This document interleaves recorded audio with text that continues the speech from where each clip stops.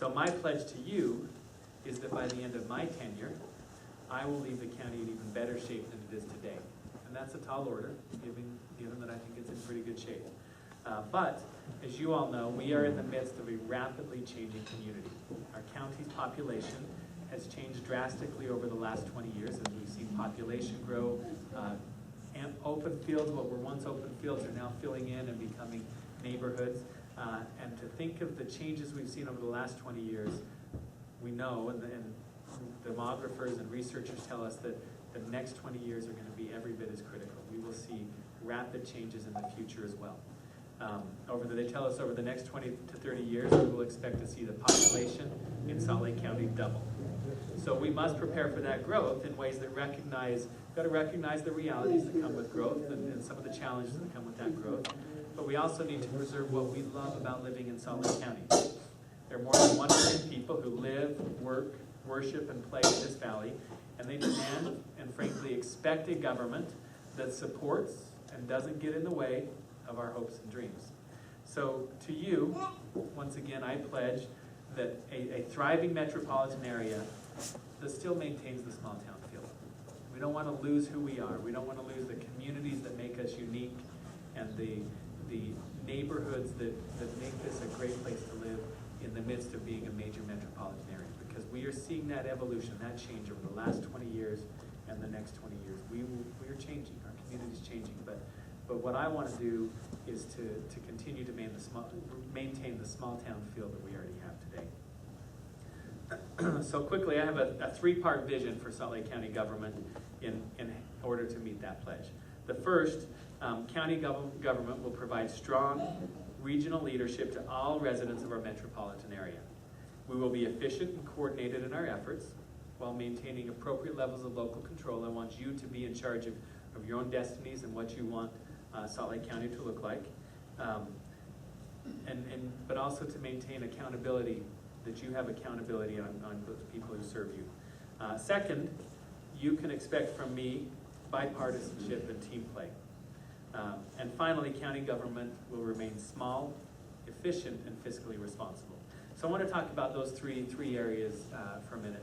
First of all is regional leadership. As I mentioned, over the last several decades, Salt Lake County has changed. From a checkerboard of small cities surrounded by farmland, we are now a major metropolitan area. We have precious pockets of open space. People talk about wall-to-wall cities and what you think about wall-to-wall cities, and I say, look, we're wall-to-wall population right now. We have population from the north to the south and largely from the east to the west. The discussion needs to focus on how we maintain the character of the neighborhoods and who we are today in this population growth that we're seeing. So it's a different era today than it was yesterday.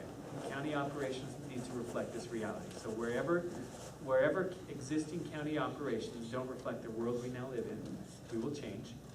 The future of Salt Lake County government includes some consolidated services and some coordinated decision making. We need to come together as a region and make decisions for the benefit of everybody. And I think we can, by doing that, I think we can cut costs and do things more efficiently. But at the same time, and we can share some services.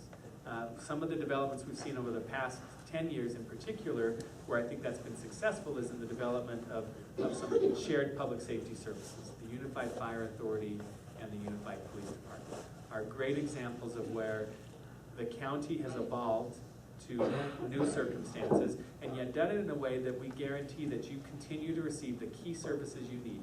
We need to provide key public safety services to our residents and do it in the most cost-effective manner. And the Unified Police Department, the Unified Fire Authority has done that and still maintained local control. You still have the ability to affect that service and get the responsiveness you need from those who are in service to you in police and fire. So I think that's an example of how the county has evolved, and it's evolved well, and it works in serving this community. And I'd like to see more of that. One of the things that I'm working on is a consolidated public works system, similar to what we've seen with the Unified Fire Authority and the Unified Police Department, where residents who choose to participate, and just like with the UPD and the UFA, not everybody chooses to participate, but if they so choose, they can participate in pooled coordinated services. And what is that? It sounds a little bit technical. Let me tell you what it means to you. It means better service for less. It means less confusion trying to call around and find out what's the right office to contact. It means that my staff will be working across different floors, will be working across offices, buildings, and zip codes to achieve a common goal. On my watch, the customer will be king, and we want to give you the best customer service possible. I think that just makes sense. I'll tell you what I think is crazy, is where we have a snowplow, or a city has a snowplow that will drive down the road, plowing that road, lift up its plow to leave a stretch of road unplowed because it happens to be in another city or another jurisdiction, and then put their plow down on the other side and continue plowing. We all know that that's costing us money, and the roads aren't getting plowed as fast as they could. So wherever existing county services don't reflect the world we now live in, we will change. And I believe that by doing so, we can preserve the unique nature of our neighborhoods, of our communities, and yet give you the services that you need at the lowest possible price. I don't know about you, but I don't really care who plows my road. I just care that it gets done and that I don't pay more than I have to. And so that's what I want to, where I see Salt Lake County evolving over the next few years. I recognize, and you all know this as well, but Salt Lake County really has dual roles as both a city government to you and other residents in unincorporated county, but we also function as a regional or a metropolitan government for nearly 1 million people across the Salt Lake Valley. So I believe we've reached a stage in the evolution of the county where we must retool to some extent the structure of our government to better manage these two distinct responsibilities.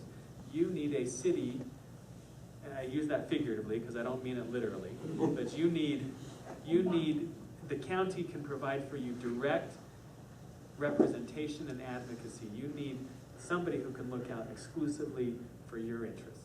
And so with that, one of the changes I made on day one as county mayor was to create a new position that we call the Township Executive. So I want to introduce our Township Executive, Patrick Leary. Many of you may already know him. He's been with the county for some years now.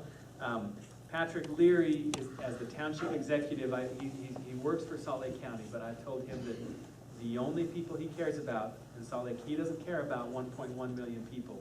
He cares only about the 160,000 people who live in unincorporated counties. So when it comes to what your community looks like, where you want your arts and parks and even economic development, you talk to Patrick, and he, we were in a meeting earlier today where we're talking about some different issues and where some cities might be on this, and Patrick and I talked, and Patrick knows that Patrick doesn't care what Holiday City, he doesn't care what West Valley City thinks about issues. Patrick only cares about unincorporated county, what Magna, Kearns, Mill Creek, our townships care, and what your needs are. So he is your advocate. And I think we're at the point now in the evolution of Salt Lake County that you need a point person who only cares about your interests. Now I, as the county mayor, care about your interests. I recognize the importance of being your representative because Salt Lake County is your direct representative. At the same time, Salt Lake County is as I mentioned, a regional metropolitan government for almost 1 million people. So to further separate that, we also appointed Mayor Russ Wald, the former mayor of Taylorsville. He was the current mayor of Taylorsville till we hired him. He's there in the back. He's now our director of public works. I've asked him to look at looking for more of these collaborations. So we've got Patrick Leary looking out only for the interests of unincorporated county.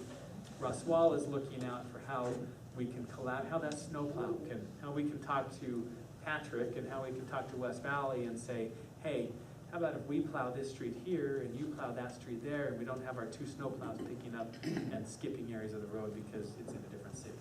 So we have asked Russ Wall to spearhead those conversations and starting to work more regionally to get you the best service at the lowest possible price.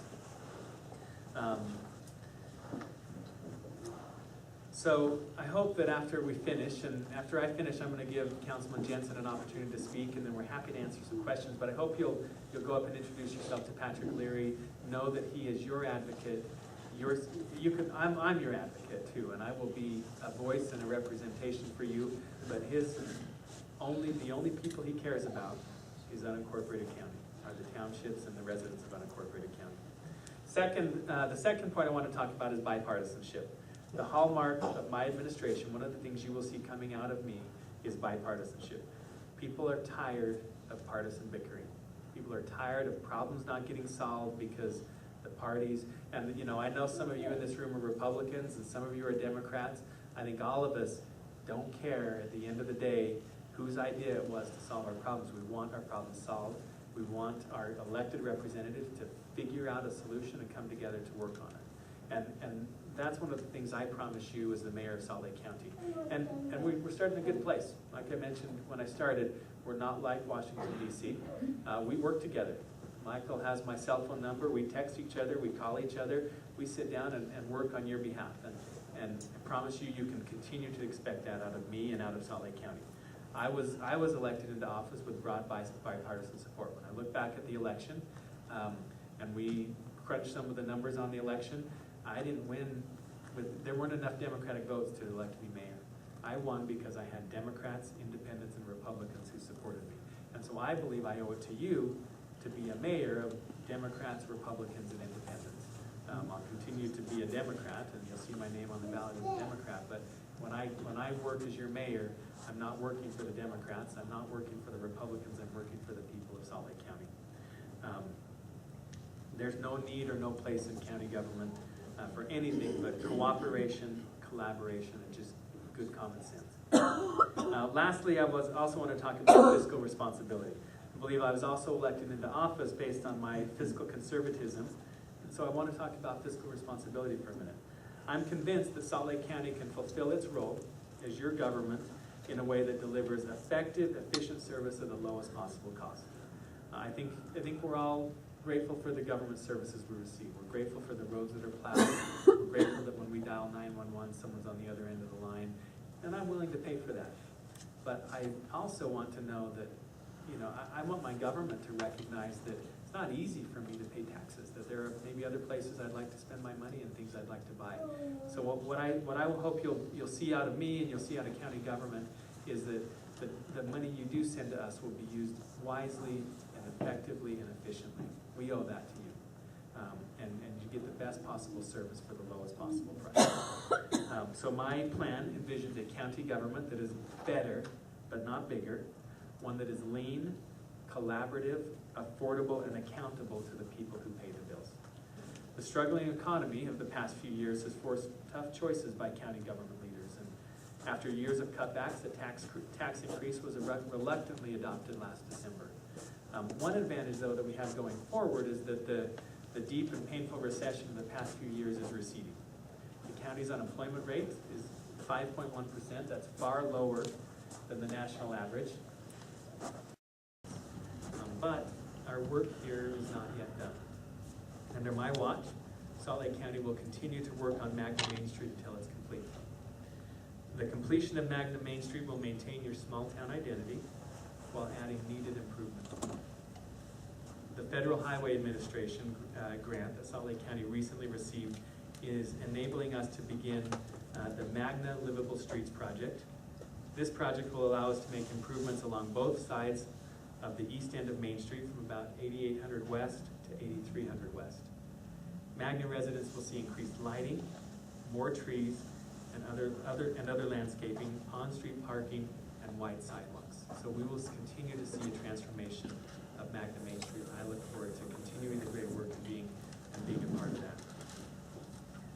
Once this project is complete, Magna Main will have more pleasing aesthetics, and more importantly, will be a safer street for children walking to and from school.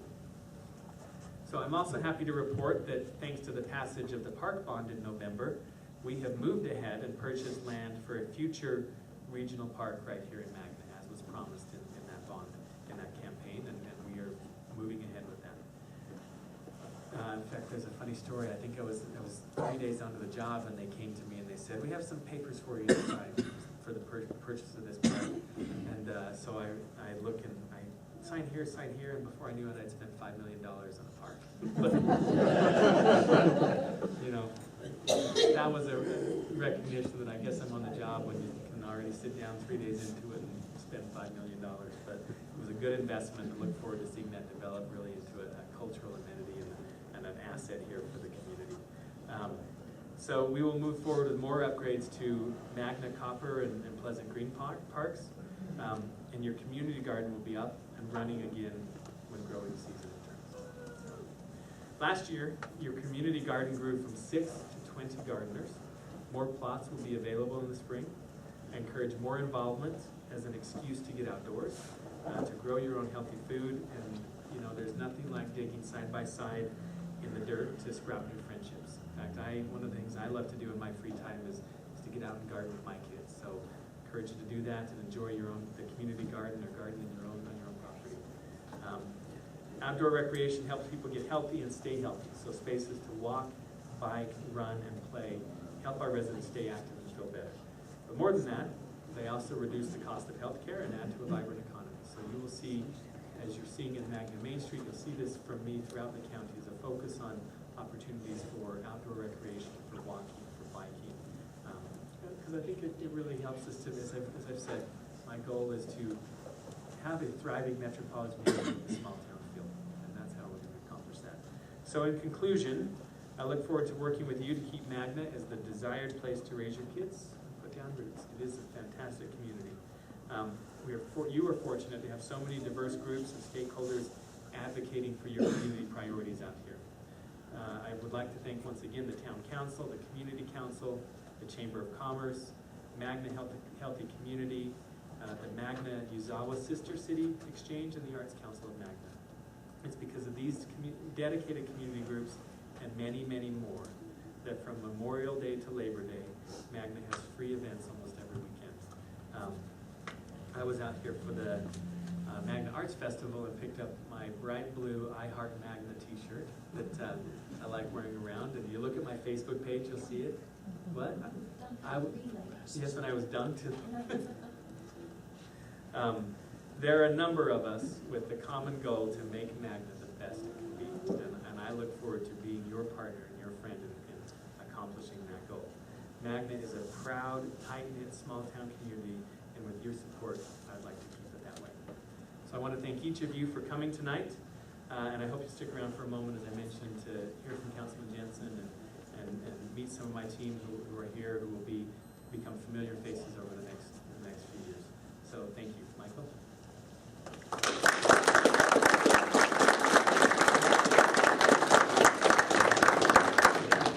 So I know you didn't come to see me. I wish you did, but anyway, I just want to say a couple things since this is my hometown. Working with the mayor has been a pleasant surprise, to be honest. One of the reasons I ran 12 years ago, living in unincorporated Salt Lake County, was because back then there was the big push. Remember, they were going to force us to be annexed into one of the cities. And having lived out here, I didn't want that. And so the emphasis that the mayor's put on the townships and on us having our ability to decide for ourselves is something that I've been very impressed with the mayor. And lack of a better term, Patrick's position I view as a city manager position for the unincorporated area. And for us to have somebody to look out just for us as a city manager position, I think has been long overdue for the unincorporated area. And so, and Patrick's a good man and will do a good job. And then the only other thing that I want to say, as far as working with the mayor, I agree, he reaches across the aisle.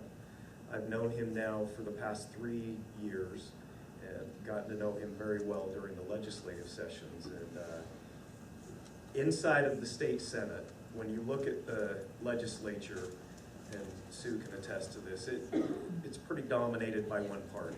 And for him to be able to work across the aisle, be able to be effective and do things, he has the respect of those on the Hill, and he's been able to reach across the aisle. And he and I do have a great working relationship, and I agree, I don't think as residents we care who gets credit for what. We want it to work. We want to live in the best community, and we want the services that we need, but we don't want to pay for things we don't need. And so I appreciate the mayor's fiscal practicality. think the term fiscal conservatism gets used a little too much. I'd say he's practical when it comes to finances. And he's got a good head on his shoulders, and I think he's gonna do a good job. And to be honest, I'm proud he's my mayor. So, he is my mayor, this is my unincorporated mayor. So I'm proud to serve with him, and I've gotten to know him well, and I look forward to getting to know him even better and working with him. Last thing, for those of you that know my chief of staff, Ryan, if you ever have any needs, Ryan, wave your hand. Most everybody, I think you guys know Ryan, but I always have to tell Ryan he does a great job for me, and I think he does a great job for Magna. We do have some issues that we're trying to look at and to address. There's the Sky Bridge issue for the Elk Run coming across 8400 West that we're trying to work through with some funding of the hill, trying to get it on the plans, the transportation plans, look for some funding, whether it's from the state or from the region, but we're trying to get that addressed. And then the mayor mentioned what we affectionately call the Heaps part, the ATK property that we just purchased.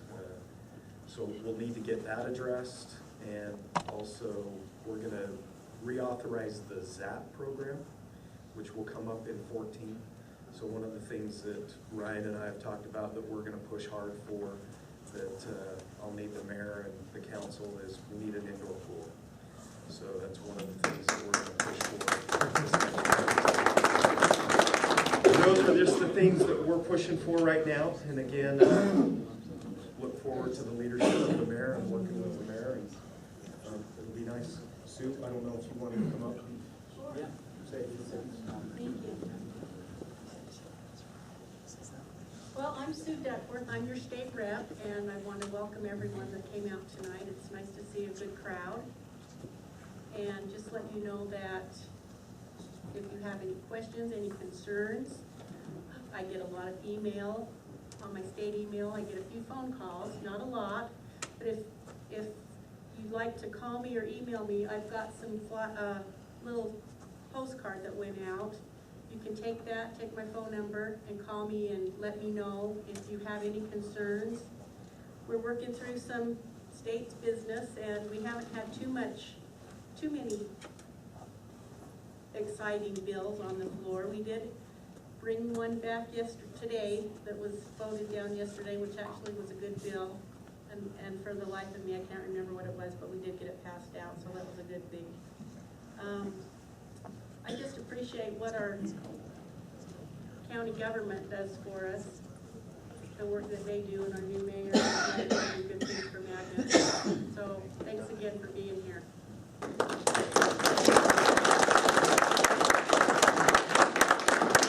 I hope you all will recognize what a great opportunity it is to have Sue with us here. She's right in the middle of the legislative session. It is a grueling time. I've been there, and I'm grateful that she can make the time tonight to join us too. Why don't we have, if you have questions, we're happy to take some questions. Yeah.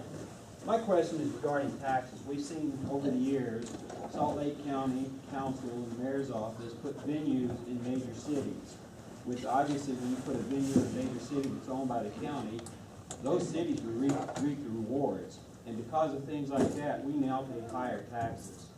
What will you do to make sure that doesn't happen, to offset any taxes we receive when unincorporated? Well, I think, first of all, what I want to see is unincorporated continue to receive their fair share. And I think with someone like Patrick, who's laser focused on unincorporated county, you're going to see an indoor pool. I hope that Patrick will take that and fight for that in county government. You may see Patrick fighting against Russ Wall, and I hope you see that, because that means he's doing his job, advocating for unincorporated county and moving some cultural facilities forward. I think under the leadership of Mayor Caroon and Councilman Jensen, you've seen some of these cultural amenities, these recreational amenities coming to unincorporated county. And I hope you see more of that.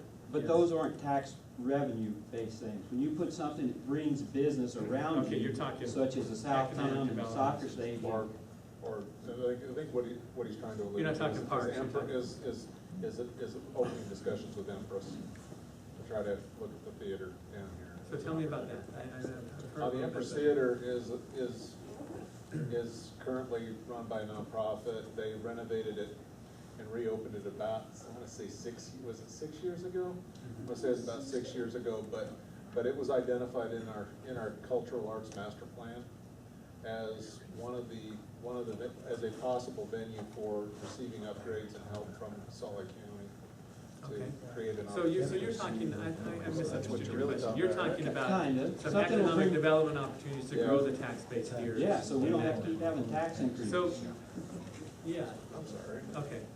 No. So let me tell you one of the things that we're doing, and this is maybe getting a little bit ahead, but we have Dale Carpenter here, who is my economic development director in Salt Lake County. And similar to what you've seen happen with Patrick and Russ, Dale has an impossible job. He is the county's representative on economic development to 1.1 million people and to unincorporated county. And I think that's a tough job. It is hard to wear those two hats at the same time. So one of the things that I'm hoping to see in the near future as we move forward, a similar split maybe in economic development, that you will see economic development under Patrick's watch as the city manager for unincorporated county, where he's looking out for, in a comprehensive fashion, how do we bring cultural development to the Empress Theater in a way that not only gets a theater here, but gets retail and residential and other developments surrounding that. But there are long-term economic development plans for unincorporated county, much like, I've been on the outside of county government, but I see cities developing these plans and bringing them forward. And I think the county tries and does that for unincorporated county, but I think with a township executive who isn't divided and trying to answer to both cities and unincorporated county, you're gonna see a better focus on that and more opportunities coalesce that we can give you that, because you're right, we need to aggressively, we know it's the future of Salt Lake County. We need to aggressively develop a tax base here so that you are insulated against the other incorporations throughout the county, that you have the tax base here locally. I hope that we look to grow and work together more as a county rather than putting up walls and divisions between us, that we learn to work collaboratively. But yeah, we need to actively develop a tax base here in Magna.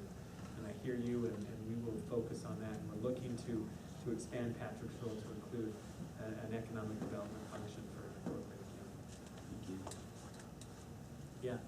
Yeah, one of the major challenges we have out here, for small businesses, not only because, there's a lower income for people here, but a lot of business owners that I've talked to, talk about the struggle that they've had with the county because of red tape and so many regulations, and they could be tens of thousands of dollars into a business before they even have a chance to make a profit. Are there gonna be any changes in those kind of things? I think we are always looking to reduce red tape. I've heard some of those concerns from our planning and zoning department. Coming from the outside, now I've been on the inside for a month. There are worse cities, that doesn't make it feel better, but there are cities like Salt Lake City where the red tape's a lot more difficult to cut through. Doesn't make it right, but we do need to look for opportunities. I think one person's red tape is maybe another person's protection, so we need to get that regulation balance just right so that businesses can thrive and they're not bogged down with regulation, but we still want to maintain some sense of community and goals for the community. So I have heard that criticism during the course of the campaign in particular about that our planning and zoning, we might be able to cut some red tape and streamline some of that, and we will look at that. You can't cut it entirely, because you still want some of that goal setting and regulation for the community that maintains the sense of community we enjoy. But thank you for that feedback, and we will look into that, see what we can do to reduce red tape. Anything to add? Yeah. Mr. Mayor, any more talk about the ski resorts coming in? A lot of interest in that. On the west side here? Yeah.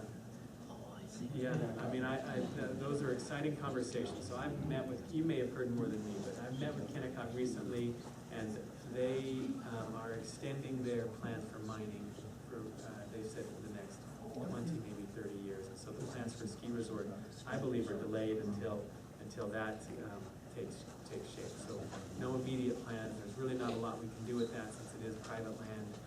But I hope that, I hope that day comes, and that'll really be an exciting time out here for more recreational opportunities. Yes. We've heard rumors that they want to build a prison on Bacchus Highway. Do you have anything, The new prison, The new prison? it won't be in Salt Lake County. I think that's right. One of the conversations I've had, there's a committee that is looking at the prison relocation. And I actually today said Salt Lake County needs to be part of that committee. And they said, well, everybody wants to be part of the committee. We're not sure we can include people. And I said, well, if you want to include anybody who you're going to be looking for tax revenue, income tax, or tax incentives to relocate the prison, you're going to want them on the committee, because otherwise we're going to have to start at square one and do the evaluation. It might take us a couple of years to get on board. So I feel strongly, I haven't heard that they're talking about locating it in Salt Lake County. I feel strongly that we are not the place. So the population is doubling over the next 20 years. There's not space to put it.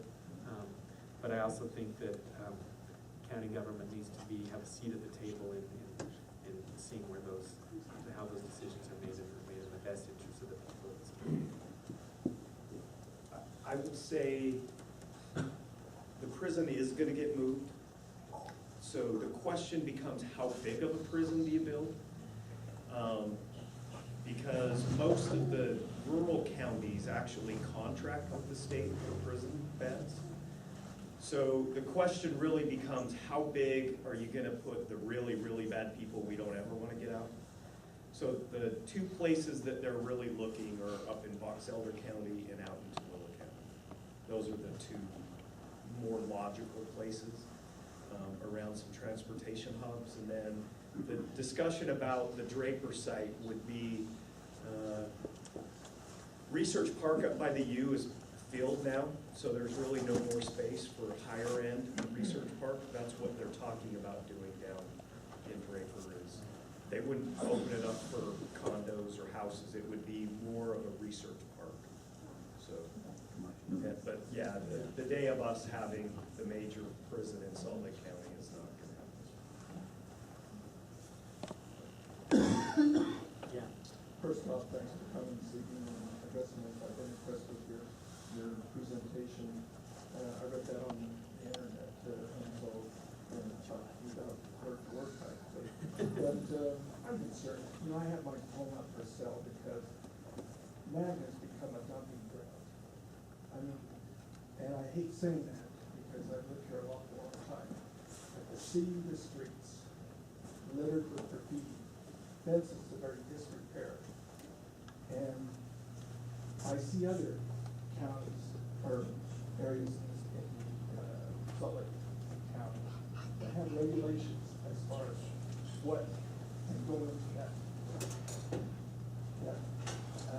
community, if I may say. And we are not, and my realtor says, well, that's I can't pay another $80,000 cut in price because it's sell my home and get out. And so what can the Salt Lake County do for us in the community to take care of our homes, that have pride in our homes, and then also snow removal, the plows have to play dodgeball or dodge cart to get around. And it's becoming more epidemic. But anyway, thanks for your time. No, thank you. It's a challenge, I think, anywhere in our county, especially over the last few years. I'm sorry to hear that the value of homes depreciated. We have a home that we're trying to sell as well, and we haven't yet put it on the market, but I'm worried about that. So the Magna, Yeah, it's a different story. sure. I was looking at a lot and it's increased just in a month's time, $10,000. That's in another part of the Salt Lake County. Here, they want me to reduce it. And here in the internet, here, prices in real estate are increasing. here, they want some Magna. Did you have that? Yeah, Mr. Mayor, one of the things that most people don't know is 62% of our lots are under 7,500 square feet. And when you have that much of your land under 7,500 square feet, you cannot bring in more affluent people by continuing the same small lots and small homes. And that's something I have asked the county a number of times to look at, you know. What would you like to see us do? I mean, if it's graffiti, we're happy to. That's correct. Myself, I've done a lot of, I've done clean backyards and looking across the fence, I see county employees. Their backyards is this way. Another county employee was mowing lawn here, putting up 13 years.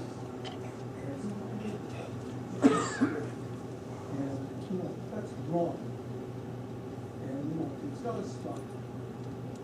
I have pride. There are other people in this room that have pride for their home. And when some derelict does that to your city, or to your community, it's wrong. Well, we certainly have zoning and code enforcement. You can just find our number here, but we have to call and let us know, and we can I send that called, but I left a letter in your office this morning. With regards to in the mayor's office. Great, well, I'll look for it, and I'll tell my, okay, great. We'll look for it, and we'll take those things seriously, and send somebody out, code enforcement to look at it. Yes. I have the number for a lady who's calling out. She's like a graffiti, so anytime I see graffiti on the fence right behind her house, she call her, and the next day they're fixing it. But I've done that a few times, and then a couple of times I've gone down to go down and look at the and So Selena's graffiti, we've written graffiti, some code enforcement, some yard issues.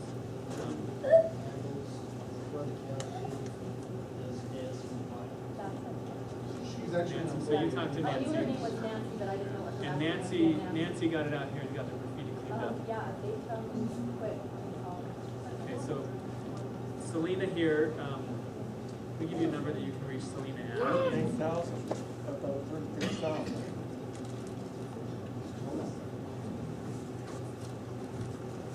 The number for the mayor's office, and you can call our office directly, is 385-468-7000. I'll give you my card. Call the mayor's office. We can get, we can get code enforcement to come out and your issues. We can look at, if it's graffiti, we'll get somebody out there. We need your help to help maintain these conditions. Let us know where there are problems, where there are hot spots, and we'll get our people out here to react. Patrick? Mayor, I just talked to the chief here. Nancy actually now works at the sheriff's or the UPD, so if you just call dispatch, you get the graffiti taken care of. We're very interested in cleaning up graffiti wherever it is very quickly. If you call our dispatch, which is 743-7000, we'll come out and document it, and Nancy will come out. If it's on public property, she'll clean it up, and if it's on private property, and if they're not cleaning up, we have ways to encourage them to, or if they're unable to, Nancy will actually clean that up for you. But we want to know as soon as you see graffiti, because our goal is within 24 hours to have it cleaned up, so. Thank you.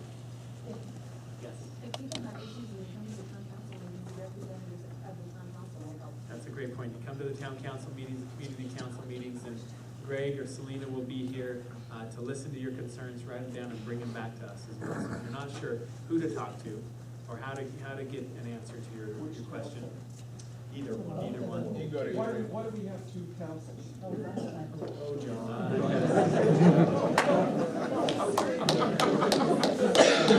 That was a loaded one. One of them elected.